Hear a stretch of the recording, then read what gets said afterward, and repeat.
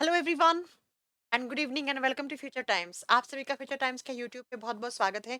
कैसे हैं आप सब लोग? मैं उम्मीद करती हूँ कि आप सब लोग बहुत अच्छे होंगे और बहुत अच्छे से अपनी पढ़ाई कंटिन्यू किए होंगे। और स्पेशली ये वीडियो है आरआरसी ग्रुप डी और दिल्ली पुलिस और एसएससी सीएचएसएल और एमटीएस और एनडीएस सीडीएस। इसके साथ अगर आप कोई भी वनडे एग्जाम की तैयारी कर रहे हैं, साथ में अगर आप कोई स्टेट पीसीएस के एग्जाम की तैयारी कर रहे हैं, लैब असिस्टेंट के एग्जाम की तैयारी कर रहे हैं, तो अक्सर आपने देखा होगा कि रिप्रोडक्शन जो प्रजनन वाला चैप्टर होता है उससे कुछ एग्जाम्पल बहुत आते हैं। जी, मैं अभी हाल फिलहाल में जो आरआरसी ग्रुप डी का एग्जाम हुआ है उसमें आपने देखा होगा बहुत सारी शिफ्ट में आपसे देखने को मिला है कि रिप्रोडक्शन के टाइप पूछे हैं और उसमें एग्जाम्पल भी आपसे पूछे जाते हैं। ये कोई भी एग्जाम हो चाहे नीट के एग्जाम में भी यहाँ से क्वेश्चन आते हैं अक्सर। तो आज की इस वीडियो में मैं आपको बताने वाली हूँ कि रिप्रोडक्शन होता क्या है, कितने टाइप का होता है और उसके एग्जाम्पल किस किस के किस ऑर्गेनिज्म में, किस टाइप के जीव में कौन सा टाइप का रिप्रोडक्शन होता है। और स्पेशली यहाँ पे एसेक्सुअल रिप्रोडक्शन के एग्जाम्पल मैं आपको देने वाली हूँ। वीडियो को शुरू करने से पहले अगर किसी बच्चे ने चैनल को सब्सक्राइब नहीं किया है तो वो चैनल को सब्सक्राइब कर लीजिए, ताकि मैं ऐसी शॉर्ट वीडियो आपको, जैसा मैंने आपको प्रॉमिस किया था वैसा, मैं हर 2-3 दिन में एक शॉर्ट वीडियो अपलोड करने वाली हूँ एक यूनिक कॉन्सेप्ट के साथ। और मुझे उम्मीद है कि आप लोगों को ये वीडियो पसंद भी आती होंगी, तो आगे आप शेयर भी करेंगे और चैनल को सब्सक्राइब भी करेंगे। चलिए फिर स्टार्ट करते हैं। आज की इस वीडियो में मिलने वाला है आपको रिप्रोडक्शन क्या होता है। सबसे पहले अगर हम बात करते हैं व्हाट इज रिप्रोडक्शन, प्रजनन होता क्या है। आप जानते हैं कि आपके चारों तरफ इस यूनिवर्स में जितने भी लिविंग्स हैं, जितने भी सजीव हैं, लिविंग ऑर्गेनिजम्स हैं, सजीव प्रजाति के जीव हैं, उन सब का एक बायोलॉजिकल करेक्टर बनता है। एक बहुत ही अच्छा करेक्टरिस्टिक्स है, एक लक्षण है उनका कि जितने भी लिविंग्स होते हैं उन सब में रिप्रोडक्शन की प्रोसेस होनी चाहिए, उनमें प्रजनन होना चाहिए, जनन की क्षमता होनी चाहिए। What is reproduction? जब कोई भी जब कोई भी यहाँ पर पेरेंट्स, पेरेंट्स का मतलब हो गया यहाँ पर जो माता पिता हैं, जिनसे अपने जैसी ऑफस्प्रिंग प्रोड्यूस होती है। जब भी कहीं पर भी पेरेंट्स, या आप ऐसे समझ लो कि कोई भी इंडिविजुअल स्पीसीज है, कोई भी एक अलग प्रजाति है और वो अपने जैसी ऑफस्प्रिंग प्रोड्यूस करती है, अपने जैसी संतान का निर्माण करती है, अपने जैसे बच्चे पैदा करती है, उनको ही इस प्रोसेस को, इस बायोलॉजिकल प्रोसेस को, इस आपकी जैविक प्रक्रिया को क्या कहा जाता है? रिप्रोडक्शन कहा जाता है, प्रजनन कहा जाता है।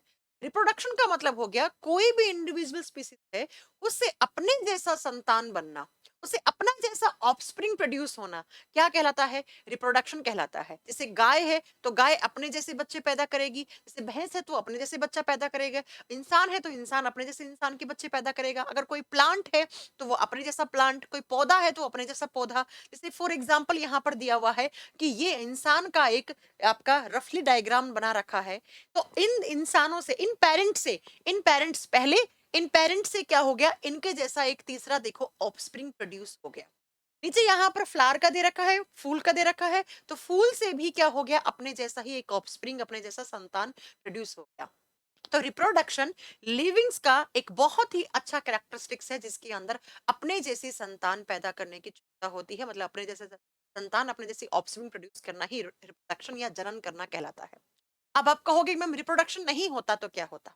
आप जानते हैं अगर रिप्रोडक्शन नहीं होगा तो जो इंडिविजुअल स्पीसीज है, जो भी एक अपनी प्रजाति है, उसका धीरे धीरे धीरे वो क्या हो जाएगी? लुप्त हो जाएगी। अब अगर ये रिप्रोड्यूस नहीं करेंगे तो वो धीरे धीरे क्या हो जाएंगे? लुप्त हो जाएंगे। बहुत सारी ऐसी प्रजातियां हैं जो आज इंडेंजर्ड स्पीसीज बन चुकी हैं, जो आज लुप्त प्रजातियां कहलाती है, जिनके अंश कभी पाए जाते थे। तो अगर कोई भी इंडिविजुअल है, अगर वो रिप्रोडक्शन नहीं करेगी तो उसका वंश का वहीं पर भी खत्म हो जाए, उसका वंश आगे से आगे नहीं चलेगा, मतलब उसके जैसी आगे स्पीसीज, आगे ऑफस्प्रिंग नहीं प्रोड्यूस होंगे। इसलिए अगर कोई भी लिविंग ऑर्गेनिज्म की कोई भी स्पीसीज चाहती है कि उसके वंश आगे से आगे चलते रहें, तो उनको करना पड़ेगा। अब बात ये आती है कि ये जो रिप्रोडक्शन होता है ये दो टाइप से हो सकता है। मेन आपकी बातें यहां से स्टार्ट होती है। प्रजनन दो टाइप से हो सकता है। या तो होगा एसेक्सुअल, एसेक्सुअल का मतलब होता है अलैंगिक प्रजनन, अलैंगिक जनन या अलैंगिक प्रजनन। सेक्सुअल का मतलब होता है लैंगिक जनन, सेक्सुअल प्रोडक्शन, लैंगिक जनन। सबसे पहले इन दोनों में बेसिक डिफरेंस क्या होता है, बहुत ही ध्यान से सुनो। जब कहीं पर भी ऐसा रिप्रोडक्शन हो रहा है जिसमें सिर्फ एक पेरेंट ही शामिल है, माता पिता दो नहीं है, एक ही पेरेंट चाहिए, उस रिप्रोडक्शन को एसेक्सुअल रिप्रोडक्शन कहा जाता है, उसे अलैंगिक प्रजनन कहा जाता है। और जहां पर दोनों चाहिए, जहां पर दो पेरेंट्स चाहिए, माता पिता है ना, जहां पर दो इंडिविजुअल पेरेंट्स चाहिए, है ना, उनको कहा जाएगा, उस प्रोसेस को सेक्सुअल रिप्रोडक्शन, उसको लैंगिक प्रजनन कहा जाता है। जब बात करते हैं बच्चा कि लैंगिक और अलैंगिक में, सेक्सुअल रिप्रोडक्शन और एसेक्सुअल रिप्रोडक्शन में डिफरेंस क्या होता है? ऐसा रिप्रोडक्शन जिसमें गैमेट शामिल हो, गैमेट का मतलब होता है जनन कोशिकाएं, जिसमें रिप्रोडक्टिव ऑर्गन्स शामिल हो। एक मेल रिप्रोडक्टिव पार्ट होगा, एक फीमेल रिप्रोडक्टिव पार्ट होगा। एक मेल का रिप्रोडक्टिव सिस्टम होगा, एक फीमेल का रिप्रोडक्टिव सिस्टम होगा। मेल रिप्रोडक्टिव से अलग गैमेट बनेगी, फीमेल से अलग बनेगी। फॉर एग्जाम्पल आज जानते हैं कि लड़कों लड़कों के रिप्रोडक्टिव सिस्टम से या मेल रिप्रोडक्टिव सिस्टम से स्पर्म्स प्रोड्यूस होते हैं, शुक्राणु कोशिकाएं बनती हैं। और फीमेल बॉडी में क्या बनती हैं? ओवा, अंडाणु बनती हैं। और स्पर्म और ओवा के फ्यूजन से ही एक नया जाइगोट बनता है, एक नया युग्मनज बनता है, और फिर इसी जाइगोट से आगे पूरा का पूरा बच्चा बनता है। तो मैं इतनी सी बात बताना चाह रही हूं कि ऐसा रिप्रोडक्शन प्रोसेस, ऐसा रिप्रोडक्शन का टाइप में गैमेट सेल्स चाहिए। एक मेल गैमेट, एक फीमेल गैमेट, एक नर युग्मक, एक मादा युग्मक, जहां पे मेल रिप्रोडक्टिव पार्ट और फीमेल रिप्रोडक्टिव पार्ट दोनों इन्वॉल्व हो, जहां पे सेक्सुअल ऑर्गन्स चाहिए। उस रिप्रोडक्शन को सेक्सुअल रिप्रोडक्शन, उसे लैंगिक प्रजनन कहा जाता है। और जहां पर गैमेट्स की, ये इन कोशिकाओं की, इन युग्मक कोशिकाओं की या मेल और फीमेल रिप्रोडक्टिव पार्ट की जरूरत ना हो, उसे अलैंगिक प्रजनन या उसे एसेक्सुअल रिप्रोडक्शन कहा जाता है। एसेक्सुअल और सेक्सुअल रिप्रोडक्शन में मेन डिफरेंस यही है, ऐसा रिप्रोडक्शन जो गैमेट्स के थ्रू हो, जो युग्मक कोशिकाओं की हेल्प से हो, जिसमें सेक्सुअल ऑर्गन्स शामिल हो, उसको कहा जाता है सेक्सुअल रिप्रोडक्शन। और जिसमें गैमेट्स ना चाहिए, जिसमें किसी भी टाइप का कोई नर युग्मक या मादा युग्मक नहीं चाहिए, उस रिप्रोडक्शन को अलैंगिक प्रजनन कहा जाता है। और जहां पर सिर्फ एक ही पेरेंट चाहिए, लेकिन यहाँ पे दो पेरेंट चाहिए, राइट, क्योंकि दो अलग अलग गैमेट्स बनवानी है। अगला, जब बात करते हैं एसेक्सुअल रिप्रोडक्शन में, जो संतान बनती हैं, जो ऑफस्प्रिंग्स बनती हैं, वो जेनेटिकली सेम होती है पेरेंट्स के, वो पेरेंट्स के जैसी होती हैं, उनमें कोई वेरिएशन नहीं होती है। लेकिन जब कभी भी सेक्सुअल रिप्रोडक्शन होता है, तो वहां पर जो संतान बनती है, वो संतान पेरेंट सेल से डिफरेंट होती है, थोड़ी बहुत उसमें वेरिएशन होती है। अब इतनी ज्यादा भी वेरिएशन नहीं करनी है कि माँ बाप की बच्चे से शक्ल ही ना मिले, है ना, फिर तो बात अलग हो जाएगी ना, समझ रहे हैं आप, राइट। तो मैं ये कहना चाह रही हूँ कि ऐसा रिप्रोडक्शन जहां पर जेनेटिकली वेरिएशंस बिल्कुल नहीं है, जैसा ऐसा था तो ऐसा ही बन गया, ये किस प्रोसेस के थ्रू? ये एसेक्सुअल रिप्रोडक्शन के थ्रू होती है। जहां पर हल्की फुल्की वेरिएशन होती है ना, एकदम ज्यादा वेरिएशन नहीं, लेकिन ऑर्गेनिज्म डिफरेंट होगा, तो उसे सेक्सुअल रिप्रोडक्शन कहा जाता है, उसे लैंगिक प्रजनन कहा जाता है। जब बात करते हैं हम लोगों में, गाय, भैंस, घोड़ा, बकरी, कुत्ता, बिल्ली, जानवर, मैमल्स, स्तनधारी, इन सब में कैसा होता है? हम सब में सेक्सुअल रिप्रोडक्शन होता है। जितने भी कॉर्डेट्स होते हैं, जितने भी कशेरुकदंडी प्राणी होते हैं, उन सब के अंदर क्या होता है? सेक्सुअल रिप्रोडक्शन होता है। जितने भी जानवर होते हैं एनिमल किंगडम के अंदर, है ना, उन सब के अंदर सेक्सुअल रिप्रोडक्शन होता है। लेकिन जब हम एसेक्सुअल की बात करते हैं, जैसे अमीबा, जैसा पैरामोइसियम, जैसे प्लाज्मोडियम, जैसे हाइड्रा, एक्सेट्रा एक्सेट्रा, और प्लांट्स में अक्सर बच्चा कंफ्यूज रहता है कि मैम प्लांट्स में तो एसेक्सुअल होता है। नो नो नो, प्लांट में सेक्सुअल एंड एसेक्सुअल दोनों टाइप का रिप्रोडक्शन होता है। आपने पढ़ा होगा एक टर्म पॉलिनेशन, तो पॉलिनेशन कहाँ आता है? यहाँ आता है। क्यों? कि पॉलिनेशन में दो अलग अलग पार्ट चाहिए होते हैं, एक मेल फ्लावर एक फीमेल फ्लावर, एक नर पुष्प और एक मादा पुष्प। दो अलग अलग पेरेंट्स हैं, दो अलग अलग पेरेंट्स हैं, तो कौन सा होगा? सेक्सुअल होगा, राइट। तो जब गैमेट्स बन रहे हैं, जहां पे दो अलग अलग पेरेंट्स चाहिए, दो इंडिविजुअल पर्सनैलिटी चाहिए, तो उस रिप्रोडक्शन को सेक्सुअल रिप्रोडक्शन कहा जाता है। लेकिन जहां पर सिर्फ एक ही पेरेंट, जिसमें वेरिएशन ना आए, ऐसे रिप्रोडक्शन को हम एसेक्सुअल, प्लांट में दोनों टाइप का होता है, लैंगिक और अलैंगिक। बस डिफरेंस ये है कि प्लांट के सेक्सुअल रिप्रोडक्शन को पॉलिनेशन, परागण का नाम हम लोगों में कौन सा होता है? Sexual reproduction. अब example hydra, plasmodium, planaria etcetera etcetera, इन सब में होता है एसेक्सुअल रिप्रोडक्शन। अब बात करेंगे बच्चा जो मोस्ट मोस्ट मोस्ट इंपॉर्टेंट है अपने एग्जामिनेशन के लिए, वो ये है कि एसेक्सुअल रिप्रोडक्शन के भी आगे टाइप्स होते हैं, अलैंगिक जनन के भी आगे प्रकार होते हैं, कितने प्रकार का होता है और उनके एग्जाम्पल और कैसे होता है। मेन ये है, यहां से क्वेश्चन आएगा, या तो एग्जाम्पल पूछेगा या एग्जाम्पल देके पूछेगा इसमें किस टाइप का एसेक्सुअल रिप्रोडक्शन है, बताइए जरा। तो पहले इनके नाम जानते हैं। फिजन का मतलब होता है विखंडन, बाइनरी फिजन या फिजन विखंडन, टूट के गिर जाना। बडिंग का मतलब होता है हिंदी में मुकुलन, मुकुलन।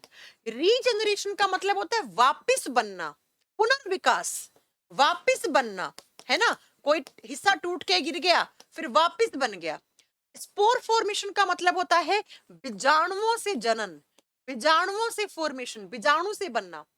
एंड वेजिटेटिव प्रोपगेशन का मतलब होता है कायिक प्रवर्धन, कायिक प्रवर्धन। वेजिटेटिव प्रोपगेशन का मतलब होता है कायिक प्रवर्धन। और फ्रेगमेंटेशन का मतलब है टूट के गिर जाना और उस गिरे हुए हिस्से से वापस नया एक जीव बन जाना। ये सब किसके एग्जाम्पल हैं? These are types of asexual reproduction methods. अलैंगिक जनन के कुछ प्रोसेस हैं जिसके टाइप्स हैं, एक हो गया फिजन, दूसरा बडिंग, तीसरा regeneration, fourth spore formation, fifth fragmentation and fifth vegetative propagation. Right. अब इन सब में डिफरेंस क्या है और इनके एग्जाम्पल क्या है जो एग्जाम में आते हैं। स्टार्ट करते हैं। सबसे पहला यहाँ पर एग्जाम्पल है, सबसे पहला टाइप है फिजन या बाइनरी फिजन। इसी को बोलते हैं फिजन या इसी को बोलते हैं बाइनरी फिजन। बाइनरी फिजन का मतलब होता है द्विविखंडन, द्विविखंडन। क्या होता है इस रिप्रोडक्शन के अंदर? इसके अंदर सबसे पहले किसमें होता है वो सुनो। ये होता है हमेशा और हमेशा यूनिसेल्युलर्स में। अब यूनिसेल्युलर का मतलब होता है एक कोशिकीय जीव। ऐसे जीव जिनके अंदर सिर्फ एक कोशिका है उनको हम यूनिसेल्युलर या एक कोशिकीय जीव कहते हैं। बचपन से सुनते आ रहे हैं अमीबा एक कोशिकीय जीव है। Amoeba is a unicellular organism, right. ये किस में होता है? ये यूनिसेल्युलर में होता है। अब इसके अंदर क्या होता है? इसके अंदर कोई भी एक कोशिकीय जीव है, ये इसकी सेल है, ये इसकी कोशिका है। कि एक कोशिकी है तो उसके अंदर एक ही कोशिका होगी। तो इसके अंदर एक कोशिका है, ये इस कोशिका का न्यूक्लियस है, इसका केंद्रक है। और ये केंद्रक के बाहर की तरफ ये लिक्विड है, इसको साइटोप्लाज्म या इसको कोशिका द्रव कहते हैं।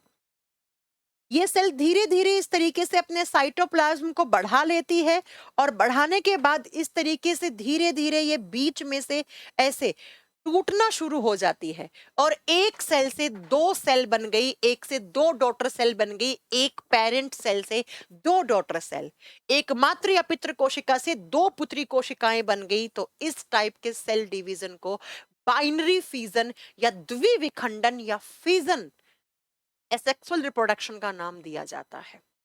ये किसमें होता है? ये हमेशा एक कोशिकीय जीव में होता है क्योंकि उनके अंदर एक ही कोशिका होती है और उनकी कोशिका इस तरीके से अपने साइटोप्लाज्म को, अपने कोशिका द्रव्य को बढ़ा लेती है और बढ़ाकर इस तरीके से डंबल जैसी शेप बनाती है और बाद में वो यहां से ये हिस्सा है, ये इससे एक नया सेल, एक इससे नया सेल। तो आपसे पूछा एक कोशिकीय जीवों में किस प्रकार का प्रजनन होता है, तो आप क्या कहेंगे? फिजन मेथड या बाइनरी फिजन। एग्जाम्पल आपसे पूछे अमीबा में किस टाइप का रिप्रोडक्शन होता है, फिजन या बाइनरी फिजन। इसके साथ एग्जाम्पल लिख लो और एग्जाम्पल लिख लो। इसके एग्जाम्पल में आएगा युग्लिना। क्या आएगा इसके एग्जाम्पल में? लिख लीजिए बच्चा, युग्लिना। यहां लिख देते ऑफ। इसके एग्जाम्पल में लिखो नेक्स्ट युग्लिना। दूसरा उदाहरण है इसका युग्लिना। एक नंबर पे क्या हो गया? अमीबा। 3 नंबर पे लिखो पैरामोइसियम। पैरामोइसियम आपने पढ़ रखे होंगे कि ये सब क्या होते हैं? ये सब एक कोशिकीय जीव होते हैं। अमीबा, युग्लिना, पैरामोइसियम, इन तीनों में बाइनरी फिजन रिप्रोडक्शन होता है। आइए नेक्स्ट चलते हैं। नेक्स्ट जो आपका दूसरे टाइप का होता है वो होता है मल्टीपल फिजन रिप्रोडक्शन।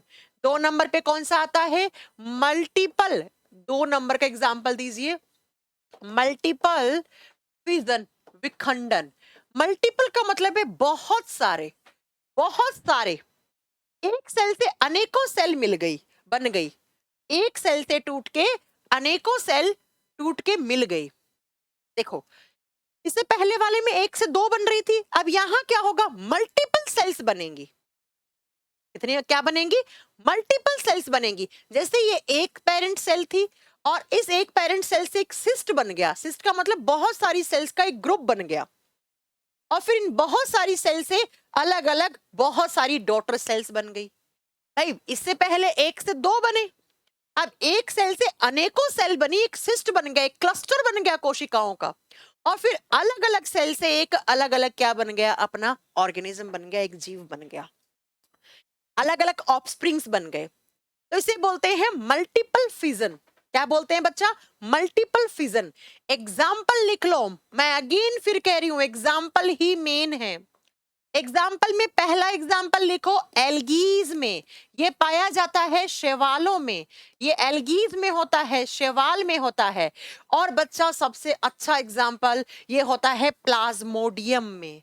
किसमें होता है, प्लाज्मोडियम। जी हाँ, ये वही प्लाज्मोडियम है जिसकी वजह से आपको मलेरिया नामक खतरनाक बीमारी हो जाती है। अगर आपने प्लाज्मोडियम का लाइफ साइकिल पढ़ा है कि किस तरीके से प्लाज्मोडियम हमारे बॉडी में आकर हमें बहुत खतरनाक तरीके से मलेरिया कर देता है, तो वहां पर आपने प्लाज्मोडियम का रिप्रोडक्शन पक्का पढ़ा होगा। तो बाइनरी फिजन अमीबा, पैरामोइसियम, यूग्लिना में होता है। मल्टीपल फिजन एक से अनेकों सेल बन गई, किसमें होगा, Plasmodium and algae. Third type का रिप्रोडक्शन है वो होता है बच्चा बडिंग। बडिंग का मतलब होता है मुकुलन। बडिंग का मतलब होता है मुकुलन, और इसका सबसे फेमस एग्जाम्पल है हाइड्रा। हाइड्रा एक एनिमल होता है, इसे प्लांट बिल्कुल मत कहना, दिखने में प्लांट जैसा है भले ही, ये समुन्द्र में पाया जाता है, नीचे चट्टान से लगा हुआ होता है, ये इमूवेबल एनिमल होता है। ये दिखने में प्लांट जैसा है लेकिन कतई प्लांट नहीं है, ये एक एनिमल है। इसको एनिमल किंगडम में रखा गया है जब क्लासिफिकेशन हुआ तब। अब मुकुलन का मतलब क्या होता है, एक हाइड्रा था, इसमें एक बाहर की तरफ एक आउटर ग्रोथ हो गई, इस तरीके से बाहर की तरफ इसका हिस्सा बढ़ गया, और बाद में जो हिस्सा है ये इतना बढ़ गया, और बाद में ये हिस्सा टूट के गिर गया, और यहां से इसके जैसा का जैसा एक नया हाइड्रा मिल गया। तो इस हाइड्रा से बाहर की तरफ एक आउटर ग्रोथ हुआ, इसके जैसा के जैसा एक ग्रोथ हुई, और बाद में ये स्ट्रक्चर बढ़ती गई और फिर ये टूट के गिर गई, तो इससे नया एक हाइड्रा बन गया। क्या बन गया, इससे एक नया हाइड्रा बन गया। तो इस टाइप के रिप्रोडक्शन के मेथड को कहा जाता है बडिंग मेथड। इसका सबसे पहला एग्जांपल हो गया हाइड्रा। दूसरा लिख लो ईस्ट, खमीर, बिल्कुल खमीर, जो फर्मेंटेशन में काम आता है, खमीर। इसके अलावा लिखो जेलीफिशेस। नेक्स्ट लिखो जेलीफिश होता है, उसके अंदर भी इस टाइप का रिप्रोडक्शन होता है। ठीक है, एक और लिख लो, जितने भी फ्लैट वॉर्म्स होते हैं, फ्लैट वॉर्म का मतलब होता है चपटे कृमि, रिबन के जैसे जो चपटे होते हैं कीड़े, उन सबके अंदर क्या होता है, बडिंग प्रोसेस से रिप्रोडक्शन होता है। एग्जाम्पल मेन है बच्चा, इसको स्टार कर लीजिएगा, हर एग्जाम में आता है, सीडीएस के एग्जाम में पूछा जाता है यहां से क्वेश्चन। हाइड्रा, ईस्ट खमीर, जेलीफिश, फ्लैट वॉर्म का मतलब चपटे होते हैं जो कृमि। ठीक है, ये हो गया अपना। नेक्स्ट अगला आ जाता है स्पोर फॉर्मेशन। स्पोर फॉर्मेशन का मतलब होता है बीजाणुओं का बनना, बीजाणु बनना। एग्जाम्पल सुनना ध्यान से, इसका एक बहुत अच्छा एग्जाम्पल होता है राइजोपस। राइजोपस के अंदर किस टाइप का रिप्रोडक्शन होता है, पहले तो राइजोपस क्या होता है, एक फंगी होता है, कवक होता है।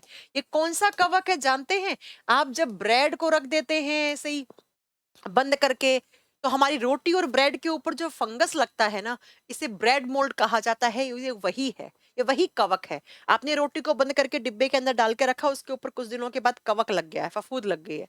जनरली जो सिंगल लड़के होते हैं ना, जो बैचलर्स होते हैं, उनके ऐसे ही मिलता है, कवक लगा हुए मिलता है ना, तो ये वही राइजोपस है। राइजोपस के अंदर क्या होता है, इस तरीके से इसका एक बल्ब जैसा स्ट्रक्चर होता है जिसको कहा जाता है स्पोरेंजियम। और जब ये स्पोंजियम है, ये बड़ा सा स्ट्रक्चर है, ये फटता है तो इसके अंदर छोटे छोटे इस तरीके से स्पोर्स मिलते हैं।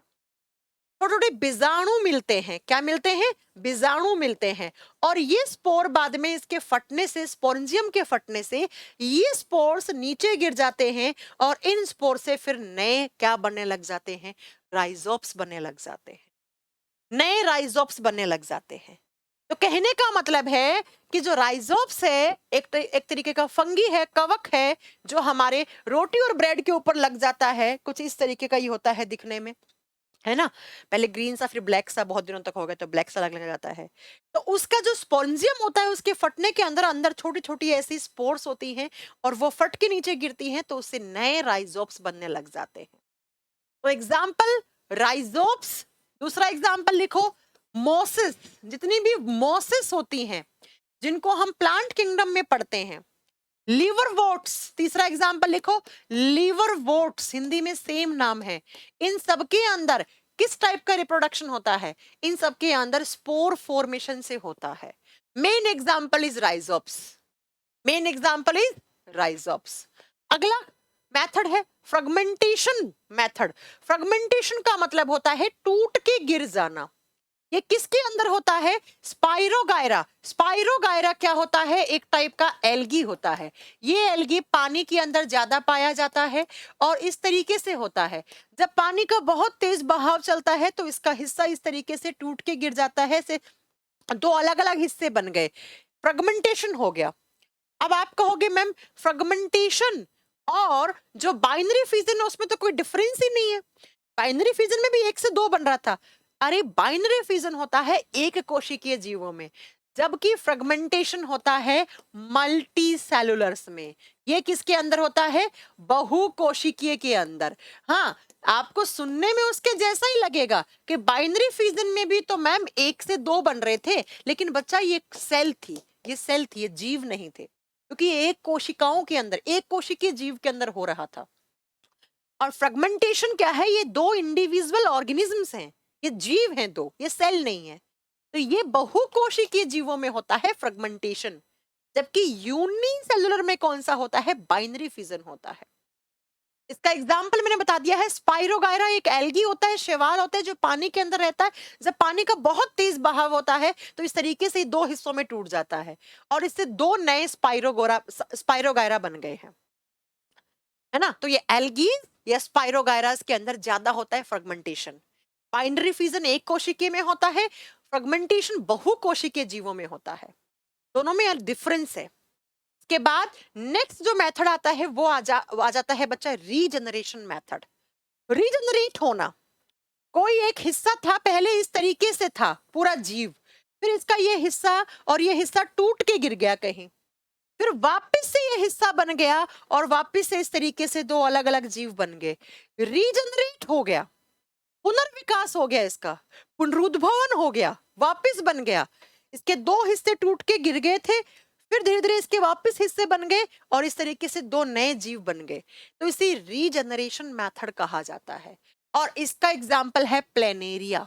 प्लेनेरिया याद रखिएगा, अगर आपसे एग्जाम में पूछता है प्लेनेरिया में किस टाइप का रिप्रोडक्शन होता है, एसेक्सुअल रिप्रोडक्शन या अलैंगिक प्रजनन, और किस टाइप का, आप कहेंगे बच्चा रीजनरेशन। Regeneration, right.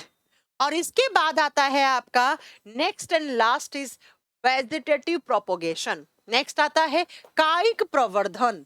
ये है आपका कायिक प्रवर्धन, इंग्लिश में बोलते हैं वेजिटेटिव प्रोपोगेशन। किसी भी ये कोई प्लांट है, इसकी आपने लीफ, इसके पेड़ के पत्ते को लिया, आपने इसके स्टेम, इसके तने को लिया, या आपने इसकी रूट्स तोड़ ली, आपने इसकी जड़ें तोड़ ली। प्लांट के पेड़ का पत्ता, उसका तना, उसकी जड़ों को आपने तोड़ के उस प्लांट से अलग कर दिया, ब्लेड से काट लिया उसकी टहनी, उसकी डाली को, और आपने एक नए गमले में लगाकर उसको पानी, उसको मिट्टी, उसको खाद, आप उसको फर्टिलाइजर सब दे दिया। तो थोड़े दिनों के बाद जिस कटिंग से, जहां से कट किया था उसी हिस्से से इसके जैसा का जैसा एक नया प्लांट बन के तैयार हो जाता है। इसको बोलते हैं वेजिटेटिव प्रोपोगेशन, कायिक प्रवर्धन की। देखा होगा आपने गुलाब के फूल में अक्सर हम गुलाब की डाली काटते हैं और उसको लगा देते हैं मिट्टी में, उस कुछ दिनों के बाद जहां से काटा था वहां पर भी डाली आ जाती है और जिससे काट के लगाया था वो भी नया गुलाब बन जाता है। इसके एग्जाम्पल लिख लो। गुलाब में होता है, इसके अलावा जैस्मीन चमेली में होता है ये।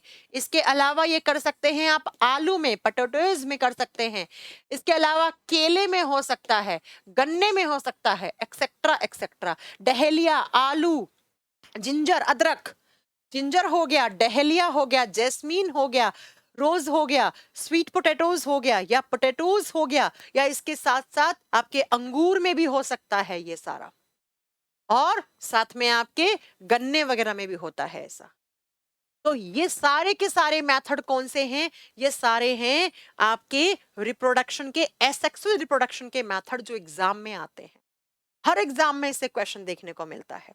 तो मुझे उम्मीद है कि आप लोगों ने सेक्सुअल रिप्रोडक्शन के मेथड सारे याद कर लिए होंगे। इसके साथ ही अगर आपको साइंस का प्रॉपर एक तरीके से साइंस आपको डिटेल में पढ़नी है थ्योरी क्लासेस के साथ, तो आप फ्यूचर टाइम्स कोचिंग की एप्लीकेशन डाउनलोड करके, अगर कोई बच्चा एसएससी के एग्जाम की तैयारी कर रहा है, सीएचएसएल, सीजीएल, सीपीओ, एमटीएस, है ना, साथ में कोई स्टेट पीसी जैसे आरएस की, बीपीएससी की, है ना, यूपीपीसीएस, जेपीएससी की, दिल्ली पुलिस में, एनडीए, सीडीएस, कोई भी रेलवे अदर एग्जामिनेशन की आप तैयारी कर रहे हैं, तो आप फ्यूचर टाइम्स कोचिंग का एप्लीकेशन डाउनलोड करके वहां पर आप मेरे से बायोलॉजी और केमिस्ट्री वाला पार्ट डिटेल में थ्योरी पार्ट पढ़ सकते हैं, और फिजिक्स आप अनुराग सर से पढ़ सकते हैं। कंप्लीट 300 आवर्स का लमसम ये आपका बैच है। में हम तीनों सब्जेक्ट आपका और साइंस एंड टेक भी आपको साथ में पढ़ाते हैं। इसका अमाउंट है 899, लेकिन आप फ्यूचर 50 कोड यूज करके आप इसको 50% डिस्काउंट में आप ले सकते हैं, जो डिस्काउंट हमने टीचर्स डे पे आपको अवेलेबल करवाया था, जो अगले 2 दिन तक भी वैलिड है। अगर आप फ्यूचर 50 कोड लगाते हैं तो आपको 50% का डिस्काउंट आज और कल और परसों आपको मिलने वाला है। फ्यूचर टाइम्स कोचिंग के एप्लीकेशन पे आपको टीचिंग, साथ में टीचिंग के लिए सीटेट का नया बैच आया है, अगर किसी बच्चे को ज्वाइन करना है तो वो भी ज्वाइन कर सकते हैं। बेस्ट टीम है जो ऑलरेडी खुद सेलेक्टेड है, सेलेक्टेड नहीं, वो टॉपर भी हैं अपने अपने बैच के, राइट। चलिए फिर, मुझे उम्मीद है कि आपको इस वीडियो में दी गई मेरे द्वारा जानकारी बहुत अच्छी लगी है, तो वीडियो को लाइक कर दीजिएगा, शेयर कर दीजिएगा, और फ्यूचर टाइम्स कोचिंग के चैनल को, और साथ में एक साइंस शिक्षा, इसी चैनल के साथ मैंने लिंक कर रखा है साइंस शिक्षा, उस पर मैं साइंस से मेडिसिन हो गई, कौन से बीमारी का इलाज कैसे, किस प्रकार की दवा, है ना, ये सारे साइंस फैक्ट्स मैं वहां पर आपको अवेलेबल करवा रही हूँ। तो साइंस शिक्षा को भी आप सब्सक्राइब कर लीजिएगा, और साथ में साइंस इंग्लिश में, शिक्षा हिंदी में, ये भी मेरा चैनल है, उस पर सिर्फ और सिर्फ आपको साइंस का कंटेंट मिलेगा। साइंस के फैक्ट्स, जितने भी आपकी डेली लाइफ की साइंस है, वो सब वहां पर मैं आपको वीडियोस की फॉर्म में अवेलेबल करवाऊँ। एग्जामिनेशन का साइंस पढ़ना है, आप फ्यूचर टाइम्स कोचिंग के इस चैनल को सब्सक्राइब कर लीजिएगा तुरंत, ताकि नेक्स्ट क्लास का आपके पास नोटिफिकेशन आ जाए। मुझे उम्मीद है कि आप मेरा कहना बिल्कुल मानेंगे और सब्सक्राइब कर लेंगे, और शेयर भी कर देंगे इस वीडियो को आगे। नेक्स्ट वीडियो में मिलूंगी आपसे ऐसे ही जानकारी के साथ, एक नई जानकारी के साथ। तब तक के लिए अपना ध्यान रखिए। Thank you so much. Bye bye, take care, have a nice day.